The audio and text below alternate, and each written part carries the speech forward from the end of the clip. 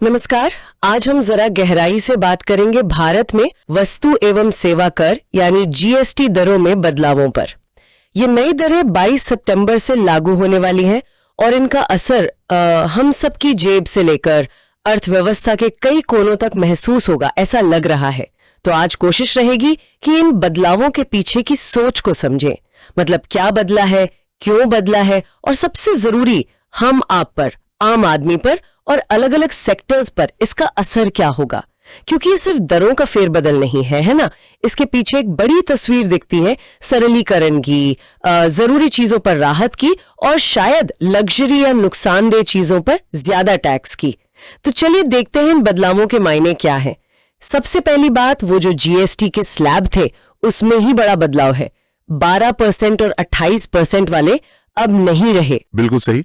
ये एक आप कह सकते हैं ढांचागत बदलाव है। अब मुख्य रूप से बस दो स्टैंडर्ड दरें होंगी, 5% और 18%। और हाँ, इसके साथ एक 40% की विशेष दर मतलब स्पेशल रेट वो भी लाया गया है। तो ये जीएसटी का एक नया आर्किटेक्चर है। लक्ष्य वही, सरलीकरण। 40% की विशेष दर, ये तो सुनने में काफी ज्यादा लगती है। ये किन चीजों पर है और इसे लाने की वजह क्या बताई गई है? दर बहुत चुनिंदा चीजों पर है। मतलब मुख्य रूप से वो जिन्हें सिन गुड्स कहते हैं, व्यसन वाली या नुकसान पहुंचाने वाली चीजें, और साथ में कुछ लग्जरी आइटम्स भी। लेकिन हाँ, एक बात ध्यान रखनी होगी, तंबाकू उत्पाद जो हैं उन पर अभी पुरानी दरें और सेसी चल रहे हैं, उन पर नई दरें बाद में आएंगी। अब ये 40% ज्यादा क्यों लग रहा है? देखिए, असल में कई मामलों में जिन चीजों पर ये 40% लगा है उन पर पहले भी 28% जीएसटी तो था ही, और उसके ऊपर काफी भारी कंपनसेशन सेस भी लगता था। तो सरकार ने अब क्या किया है, उस सेस को खत्म करके उसे मूल जीएसटी दर में ही मिला दिया है। तो हुआ यह कि ज्यादातर ऐसी चीजों पर टैक्स का कुल बोझ वो लगभग पहले जैसा ही है। अच्छा। हाँ, बस टैक्स का स्ट्रक्चर बदल गया, प्रक्रिया थोड़ी सरल हो गई, ऐसा कहा जा रहा है। और सोच वही है कि व्यसन वाली चीजें महंगी हों और लग्जरी पर टैक्स ज्यादा लगे। अच्छा, तो ये सेस को मूल दर में शामिल करके स्ट्रक्चर आसान बनाने की कोशिश है। चलिए अब स्वास्थ्य और दवाओं की बात करते हैं। ये तो हर किसी से जुड़ा है। यहाँ क्या तस्वीर है? स्वास्थ्य के क्षेत्र में हाँ, यहाँ सरकार ने राहत देने की कोशिश की है। बिल्कुल, ज्यादातर दवाओं पर अब सिर्फ 5% की रियायती जीएसटी दर लगेगी। पहले थोड़ा कंफ्यूजन था, अलग अलग स्लैब थे। और इससे भी बड़ी बात, कुछ जीवन रक्षक दवाएं हैं उन पर जीएसटी शून्य कर दिया गया है, बिल्कुल जीरो। ये मरीजों के लिए सीधी राहत है। और साथ ही जो रोजमर्रा की मेडिकल जरूरत की चीजें हैं जैसे thermometer, medical oxygen, diagnostic kit, glucometer, test strips वगैरह, उन पर भी जीएसटी कम किया गया। इन कदमों से साफ लगता है कि मेडिकल और सर्जिकल उपकरणों को सस्ता बनाने का इरादा है ताकि इलाज थोड़ा आसान हो सके। ये तो वाकई अच्छी खबर है, लेकिन फिर एक सवाल उठता है कि सभी दवाओं पर ही जीएसटी शून्य क्यों नहीं कर दिया? उससे तो और भी फायदा होता मरीजों को। हाँ, ये सवाल बिल्कुल जायज है और इसका जवाब जीएसटी कैसे काम करता है, खासकर इनपुट टैक्स क्रेडिट मतलब आईटीसी, उसमें छिपा है। देखिए, अगर सभी दवाओं को पूरी तरह जीएसटी मुक्त कर देते तो जो दवा बनाने वाली कंपनियां हैं उन्हें दवा बनाने में जो कच्चा माल या सेवाएं लगी उस पर उन्होंने जो जीएसटी दिया है उसका क्रेडिट वापस नहीं मिलता। अच्छा। हाँ, और क्रेडिट ना मिलने का मतलब है कि उनकी लागत बढ़ जाती, और लागत बढ़ती तो आखिर में बोझ किस पर आता? उपभोक्ता पर, यानी मरीज पर। तो नतीजा ये होता कि कीमतें कम होने के बजाय शायद बढ़ जाती। इसलिए 5% की दर एक तरह का संतुलन है। टैक्स का बोझ कम भी हो और आईटीसी का सिस्टम भी चलता रहे ताकि लागत ना बढ़े। समझ गई। मतलब शून्य दर हमेशा सबसे फायदेमंद नहीं होती। अच्छा, अब गाड़ियों के बाजार पर आते हैं। यहाँ तो काफी हलचल है, खासकर छोटी और बड़ी कारों के टैक्स में जो फर्क आया है। हाँ, ऑटोमोबाइल सेक्टर में ये एक बड़ा मतलब नीतिगत बदलाव है। सबसे पहले छोटी कारें, उन पर जीएसटी दर सीधी 28% से घटाकर 18% कर दी गई है। 10% कम। ये तो काफी है। हाँ बिल्कुल। और छोटी कार से मतलब क्या है? यहाँ कोई परिभाषा है इसकी? हाँ, जीएसटी कानून में इसकी साफ परिभाषा है। ये आमतौर पर वो कारें हैं जिन्हें हम हैचबैक या कॉम्पैक्ट सेडान कहते हैं। मतलब पेट्रोल, एलपीजी या सीएनजी वाली, 1200 सीसी तक इंजन और 4000 मिलीमीटर तक लंबाई, और डीजल में 1500 सीसी इंजन तक और लंबाई वही 4000 मिलीमीटर तक। ठीक है, तो इन आन इस्तेमाल की कारों पर टैक्स कम, लेकिन बड़ी या लग्जरी कारों का क्या? वहां कहानी बिल्कुल उलट है।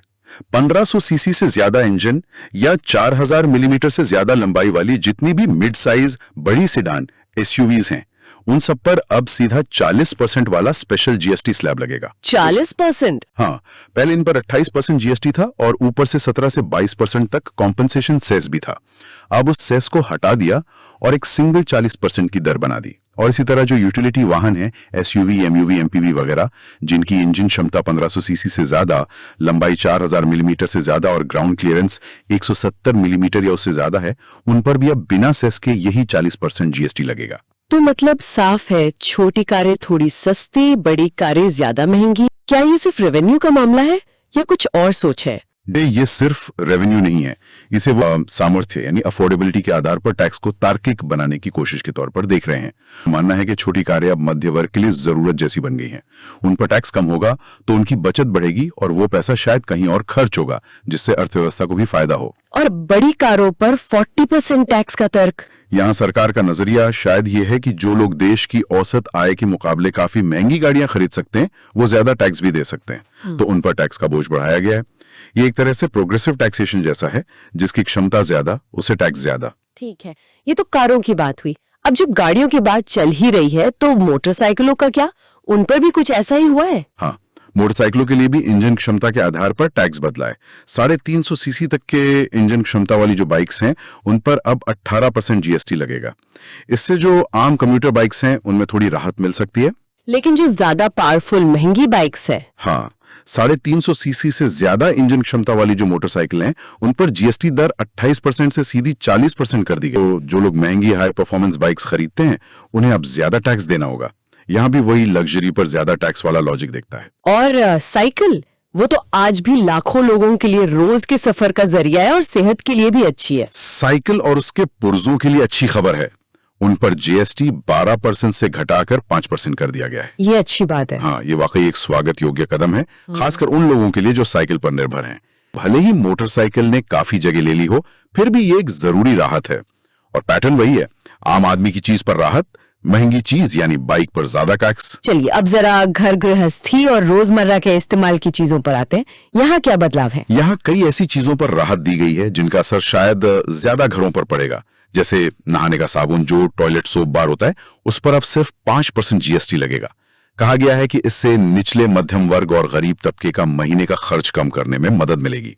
इसी तरह फेस पाउडर, शैम्पू जैसी चीजों पर भी दरें कम हुई हैं। लेकिन यहाँ एक सवाल है, फेस पाउडर या शैम्पू तो बहुत महंगे लग्जरी ब्रांड्स के भी आते हैं, तो क्या दर कम होने का फायदा सिर्फ आम आदमी को मिलेगा या बड़ी मल्टीनेशनल कंपनियों और लग्जरी ब्रांड्स को भी ये ठीक है क्या? सवाल तो बिल्कुल जायज है और ये संभव भी है कि महंगे ब्रांड्स को भी फायदा मिले, लेकिन यहाँ सरकार का तर्क शायद टैक्स ढांचे को सरल और तार्किक रखने का है। सोचिए, अगर हर चीज के लिए ब्रांड या कीमत के हिसाब से अलग अलग टैक्स दरें तय करते तो जीएसटी प्रणाली कितनी जटिल हो जाती, बहुत कंफ्यूजन होता, टैक्स विवाद बढ़ते। इसलिए एक रूपता पर जोर दिया गया है, भले ही फायदा सबको मिले। Powder, toothpaste, tissue napkin, baby diaper, bread, jam, pasta, diabetic food products, chocolate, pastry, cornflakes, ice cream वगैरह, इन सब पर टैक्स कम होने से उम्मीद तो यही है कि आम उपभोक्ता को थोड़ी राहत मिले। आपने ब्रेड और पनीर का भी जिक्र किया, इनमें क्या खास है? ब्रेड में देखिए, सामान्य ब्रेड पर तो छूट थी ही, लेकिन अब ये साफ कर दिया गया है कि सभी तरह की भारतीय ब्रेड, चाहे वो रोटी हो, चपाती, पराठा, पिटा ब्रेड, कुछ भी हो, सबको छूट दे दी गई है। पनीर का मामला थोड़ा अलग है। खुला बिकने वाला बिना ब्रांड वाला पनीर तो पहले भी टैक्स फ्री था। बदलाव आया है पैकेज्ड और लेबल वाले पनीर पर। यहां दर बदलने का एक मकसद यह भी बताया गया है कि भारत की जो घरेलू चीज इंडस्ट्री है, जो ज्यादातर छोटे या मझोले स्तर पर काम करती है, उसे बढ़ावा मिले, उन्हें थोड़ी राहत मिले। ये दिलचस्प है कि छोटे उत्पादकों का भी ध्यान रखने की कोशिश है। चलिए अब एक और बहुत जरूरी सेक्टर कृषि की बात करते हैं। किसानों के लिए इन बदलावों में क्या है? कृषि क्षेत्र के लिए भी ये बदलाव काफी सकारात्मक लगते हैं। खेती में इस्तेमाल होने वाले जो मशीनरी और उपकरण हैं, उन पर टैक्स में अच्छी खासी कमी की गई है। जैसे सिंचाई के उपकरण, स्प्रिंकलर हुए, ड्रिप इरिगेशन सिस्टम, फिर जुताई, बुआई या खेती की मशीनें, लॉन रोलर, फसल काटने या थ्रेशिंग की मशीनें, घास काटने की मशीनें, इन सब पर जीएसटी दर 12% से घटाकर 5% कर दी गई है। इनके अलावा बागवानी, मुर्गी पालन, मधुमक्खी पालन में इस्तेमाल होने वाली मशीनें और कंपोस्ट बनाने की मशीनों पर भी दर 12% से घटाकर 5% हुई है।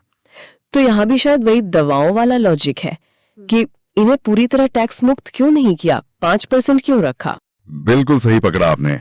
यहां भी वही इनपुट टैक्स क्रेडिट यानी आईटीसी वाला सिद्धांत है। अगर इन कृषि उपकरणों को पूरी तरह जीएसटी मुक्त कर देते तो इन्हें बनाने वाले जो घरेलू मैन्युफैक्चरर हैं उनको कच्चा माल खरीदते वक्त दिए गए जीएसटी का क्रेडिट नहीं मिलता। इससे उनकी लागत बढ़ जाती और आखिरकार ये बोझ किसानों पर ही आता। उपकरण महंगे हो जाते। तो 5% की दर से टैक्स कम भी हुआ और आईटीसी का फायदा भी बना रहा। इन बदलावों का पूरे कृषि सेक्टर पर अच्छा असर पड़ेगा। कृषि और रोजमर्रा की चीजों के बाद क्या कुछ और बड़े बदलाव हैं जिन पर हमें ध्यान देना चाहिए? हाँ, 2 और बहुत महत्वपूर्ण बदलाव हैं। पहला, और शायद जिससे बहुत लोग खुश होंगे, वो है व्यक्तिगत जीवन बीमा और स्वास्थ्य बीमा पॉलिसियों पर जीएसटी 0 कर दिया गया है। अरे वाह, ये तो बड़ी खबर है। हाँ, ये बहुत बड़ी राहत है, खासकर मध्य वर्ग के लिए। इसकी मांग बहुत समय से थी। इसमें term plan, ULIP, endowment plan, family floater health plan, senior citizen policy सब शामिल हैं। बीमा थोड़ा सस्ता होना चाहिए। दूसरा बड़ा बदलाव कोयले से जुड़ा है। पहले कोयले पर 5% जीएसटी था और साथ में 400 रुपए प्रति टन का कॉम्पेंसेशन सेस भी लगता था। अब जीएसटी काउंसिल ने सिफारिश की है कि यह सेस खत्म कर दिया जाए और इसे मूल जीएसटी दर में ही मिला दिया जाए।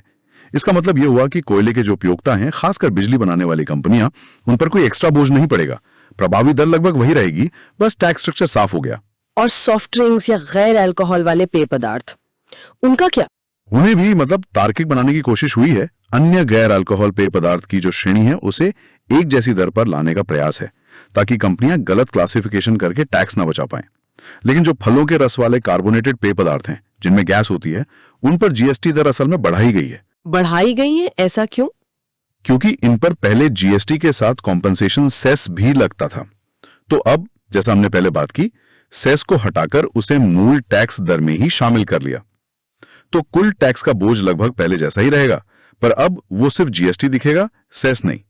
सेस को धीरे धीरे हटाना जीएसटी को और सरल बनाने की दिशा में ही एक कदम है। इन सारे बदलावों से सरकारी खजाने को जो करीब 48,000 करोड़ के रेवेन्यू लॉस का अनुमान है, उसकी भरपाई कुछ हद तक इसी 40% स्पेशल रेट और ऐसे एडजस्टमेंट से करने की कोशिश की गई है। और तंबाकू उत्पाद, उन पर तो पहले ही बहुत टैक्स था। हाँ, जैसा मैंने शुरू में कहा था, सिगरेट, जर्दा, कच्चा तंबाकू और बीड़ी पर अभी जो जीएसटी दरें और कॉम्पनसेशन सेस हैं, वो वैसे ही लागू रहेंगे। सरकार ने कहा है कि इन पर नई दरें बाद में नोटिफाई की जाएंगी। शायद इस पर अभी और विचार होना बाकी है। एक व्यवहारिक सवाल जो कई लोगों के मन में आएगा, मान लीजिए किसी ने कोई सामान या सेवा 22 सितंबर यानी दर बदलने की तारीख से ठीक पहले ली, पर उसका बिल या पेमेंट बाद में हुआ, तो कौन सी जीएसटी दर लगेगी, पुरानी या नई? इसके लिए नियम बिल्कुल साफ है। अगर सप्लाई मतलब माल या सेवा पहले दी जा चुकी है, लेकिन उसका चालान यानी इनवॉइस या फिर पेमेंट दर बदलने की तारीख यानी 22 सितंबर को या उसके बाद होता है, तो सप्लाई का टाइम बाद की तारीख माना जाएगा और नई जीएसटी दर ही लगेगी। लेकिन इसका एक और पहलू है। अगर कोई रजिस्टर्ड व्यापारी या कंपनी है जिसे माल या सेवा पहले ही मिल गई थी और उस पर उस समय की पुरानी दर से जीएसटी लगा था, तो वो उस चुकाए गए टैक्स का इनपुट टैक्स क्रेडिट यानी आईटीसी लेने का हकदार रहेगा, भले ही बाद में उस चीज पर जीएसटी दर बदल गई हो। तो आईटीसी को लेकर कोई नुकसान नहीं होगा। ठीक है, ये स्पष्टीकरण जरूरी था ताकि कोई कंफ्यूजन ना ले। तो अगर हम इन सारे बदलावों का एक सार निकालें तो क्या तस्वीर उभरती है? ऐसा लगता है कि एक तरफ तो जीएसटी ढांचे को सरल बनाने पर जोर है, कम स्लैब होना मतलब 12% और 28% का हटना, ये सबसे बड़ा उदाहरण है। हाँ, सरलीकरण बिल्कुल एक मुख्य थीम लगती है। 2 स्टैंडर्ड दरें 5% और 18% और एक विशेष दर 40%। ये पहले के मुकाबले स्ट्रक्चर को ज्यादा साफ बनाता है ना? बिल्कुल। दूसरी तरफ आम आदमी की जरूरतें जैसे दवाएं, कुछ खाने पीने की चीजें, छोटी कारें, इन्हें सस्ता करने का प्रयास दिखता है। साथ ही कृषि क्षेत्र और बीमा पॉलिसी होल्डर्स को भी सीधी राहत दी गई है। ये तो बहुत बड़े वर्ग को असर करेगा। बिल्कुल। और इसके ठीक उलट लग्जरी चीजें, बड़ी गाड़ियां, महंगी बाइक्स और सिन गुड्स, बाद में शायद तंबाकू भी, इन पर टैक्स का बोझ या तो बढ़ाया गया है या फिर 40% की विशेष दर के जरिए उसे ऊंचा रखा गया है। और एक महत्वपूर्ण बात जो बार बार सामने आई, वो है कॉम्पेंसेशन सेस को कई मामलों में मूल जीएसटी दर में मिला देना। इससे न सिर्फ प्रक्रिया सरल हुई है, बल्कि जीएसटी का जो मूल ढांचा है वो भी ज्यादा स्पष्ट हुआ है। यहाँ एक विचार जरूर आता है मन में, ये जो नई 40% की विशेष दर बनाई गई है, क्या ये भविष्य में और फैलेगी? मतलब क्या सरकार धीरे धीरे और चीजों को इस ऊंची दर के दायरे में ला सकती है? अगर ऐसा हुआ तो जो ढांचा आज सरल दिख रहा है, कहीं वो फिर से जटिल न हो जाए या टैक्स का बोझ अनजाने में बढ़ ना जाए। ये देखना दिलचस्प होगा कि इस विशेष दर का इस्तेमाल आगे कैसे और कितना होता है। इस विस्तृत विश्लेषण के लिए आपका बहुत बहुत धन्यवाद। धन्यवाद।